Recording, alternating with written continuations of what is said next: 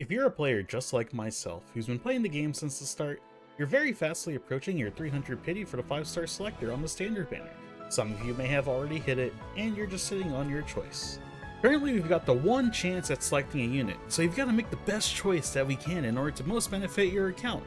Which 5-star should you choose? Should you use it for an Eidolon? Or getting an entirely new character? Why is the correct answer to just always pick Bronya? Let's go over some of these units together, and I'll offer my opinion on which characters I truly think you should prioritize as your choice. Before we get into the video, I would love if you could take the chance to subscribe. With 2.0 around the corner, I've got lots to cover and would love if you could join me on this journey. Also, comment down below, what are you most looking forward to in Penacony? Now, let's get back into the video. You would think that after 300 pulls in the standard banner, you'd be able to get the majority of the units that you would want, right? Well, life's not really that fair, and you're probably in a sticky situation where you have to pick and choose between a few of the characters you've been eyeing since the game's release. Well, let's take a look together, shall we? Let's start with the obvious choice first, and I just want to get this out of the way because Bronya is by far the best choice you can choose for your selector if you don't own them. Arguably, some are willing to go and say that even you can use this for your Bronya Eidolons, it's worth more of an investment over any of the other units. Well, honestly, when you look at it, what really does make Bronya so powerful? Let's start off with her skill, which essentially allows for you to cleanse a debuff on an ally, lets them take another action immediately, and increases their damage by up to 66%. So, let's break that down real quick. Bronya cleanses debuffs, something that can be a pretty huge game changer for your unit's survivability. She advances your unit forward to the front of the line, which allows for you to do some fun speed tuning shenanigans to allow for your DPS to take an action, and Bronya brings them back up and lets you take that another action, all while being buffed. She's kind of insane, for a lack of better words. Not to mention her ultimate, which increases allies' attack while also increasing their crit damage by a percentage of her own. Oh yeah, she also doesn't need to build crit because her basic skills can crit 100% of the time. It's also not even an issue if she uses her basic, because her next action advances forward by 30% when she does. Bronya is the ultimate support in this game, and almost every team composition wants to run her, because it further enables your damage dealing capabilities. There isn't a world where I wouldn't recommend Bronya to you. I think almost everyone would say you should fully invest in Bronya even if you do have her. However, Bronya isn't the only character on the standard banner, and there's a lot of other great choices at your disposal, so you really should consider checking them out as well. With that being said, let's go on to our next option, which is also my favorite option, Himeko. I wanted to wait until after Pure Fiction to release because I wanted to bring up Himeko's usability in that as well, because her importance rises because of it. Himeko is an erudition unit who has the added bonus of being a follow-up attacker. Once regarded as the bottom of the barrel, has crawled her way out of the trenches and has broken through to being the star of the show.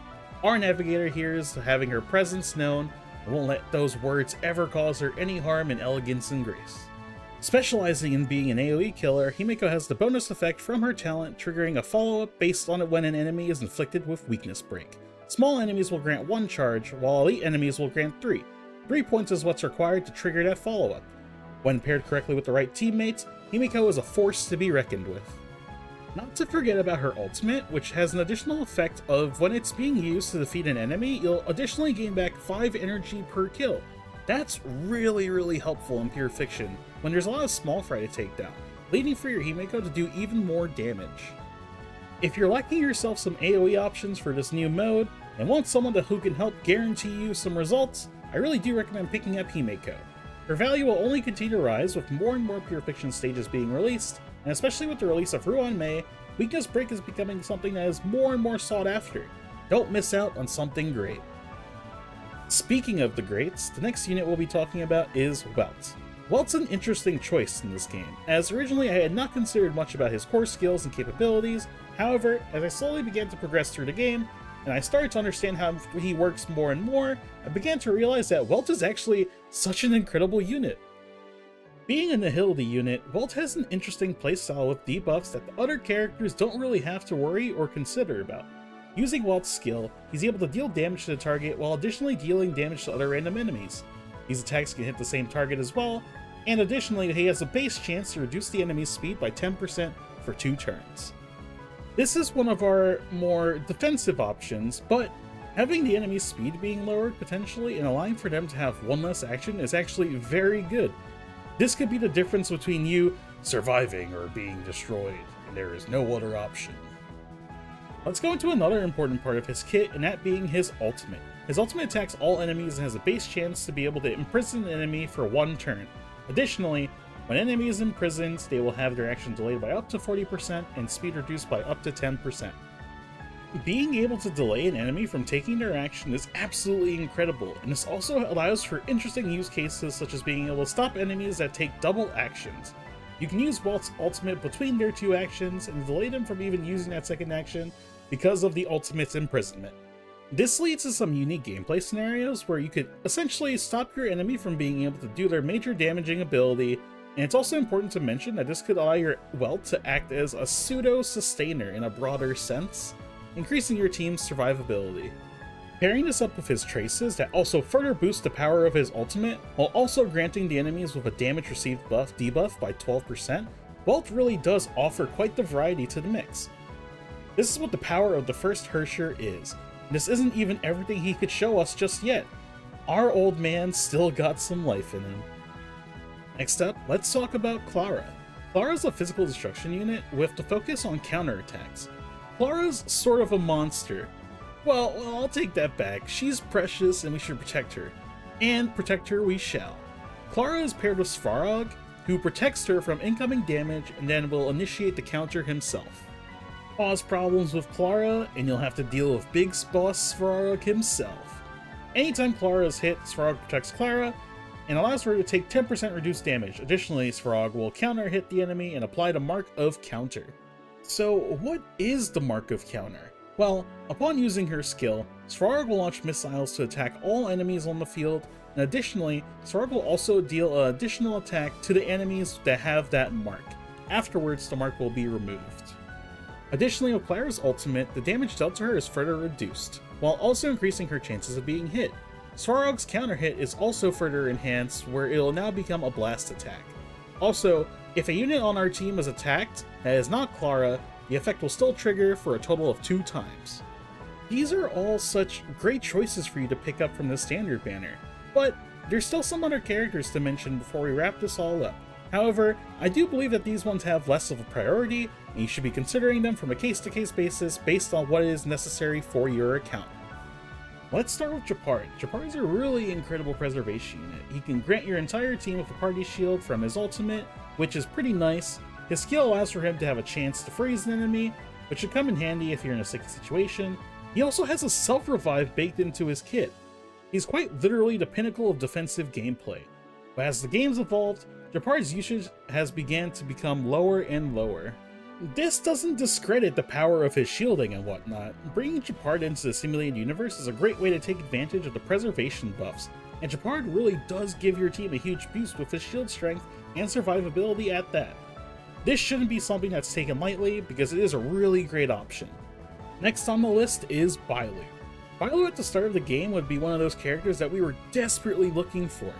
Our only options back when the game launched were Natasha and Bailu, and we were on the bane of RNG from the standard banner if we would be graced by this little dragon's presence. Her healing is pretty useful, but the coolest thing about her kit is the Invigoration buff, allowing for your team to take less incoming damage while also giving them a pseudo heal over time when an ally is hit. Bailu also has the great benefit of if one of your teammates were to go down in battle, she'll shock them back to reality and bring them back to life in the fight. Bailu's desirability has dropped as the game's gone further into its lifespan because we now have access to a lot more healers, as well as we now have access to 2 free healers being Natasha and Lynx. Yanqing's a character. I'm not really the type of person to really condone unit slander, but this little guy's got a whole heap of issues with his kit. However, we've got to give him some credit where credit is due. Yanqing is a relatively easy DPS to build. With how much crit he has access in his kit, he can focus on just building crit damage. However, with all positive comes a lot of negatives with the character. Yanqing's core gameplay revolves around the Soul Steel Sync, which will increase his crit rate and crit damage. He'll also have a chance to do a follow-up, and a small chance to freeze enemies. However, if he takes any damage at all, it will get knocked out of his Soul Steel Sync state. Playing around this can be a little weird and a bit frustrating, so I wouldn't recommend using your selector on him, but he's not all that bad. Choosing the right standard banner unit is something to consider, but also you could use this as an opportunity to just further enhance your characters that you do have currently. You could also use this as a great option to pick up a character that you don't own in order to diversify your roster. However, all of our standard banner units still do a great job in holding their own in the content that we have, as well as who knows what's in the future. They've got a bright future ahead of them. I hope this was able to give you a bit of insight as well as an understanding of how my thought process works. The real curveball is that I myself will probably just use this as an excuse to pick up and power up my Himeko. And with that, that's all I've got for the video. If you can, I would love if you take the time to subscribe. Also, comment down below if there's anything that I may have missed or something that you'd like to see improved. I wish you the best of luck on your standard banner pulls, and hopefully you don't get cursed with a Yang Ching. Till next time, peace.